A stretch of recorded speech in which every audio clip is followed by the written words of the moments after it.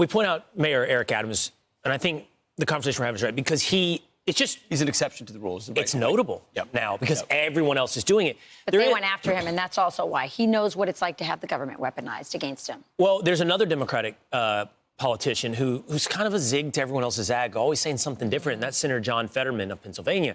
And he's saying, hey, look, you drive around Pennsylvania and you see something different about the support for Donald Trump. There's a difference between not understanding, but also acknowledging that it exists. And anybody spends time driving around and you can see the intensity. It's astonishing. I was doing an event in Indiana County, very, very red, and there was a superstore of Trump stuff, and it was 100 feet long, and it was dozens of T-shirts and hats and bumper stickers and all kinds of, I mean, it's like, where does this all come from? It's the kinds of thing that has taken on its own life on that.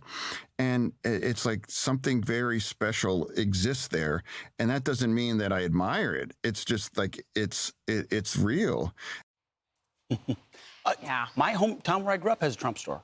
You go to Eastern Tennessee, where we were for the football game, I mean, there were Trump stores in almost every town. I mean, it is a different phenomenon. He's simply acknowledging that, which you would think and believe translates into outcomes. You brought this up, Pete. I think it's notable, so I think I want to say it, because his comeback is astonishing. It's inspiring. Fetterman. His physical comeback is incredible, and I want to give him a lot of credit for everything that he's done on that. And as to whether or not, the last thing he said about, like, what he's talking about is, like, the visual manifestation of Trump support. But he said this as much before, like, with blue-collar, rural voters in Pennsylvania. He said, what did he say? I don't admire it, but I observe it. It's real.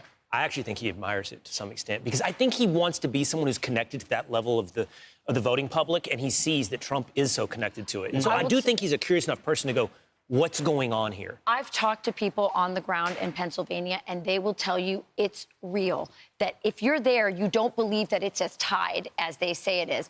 I'll say this, too, somebody who's been on campaigns.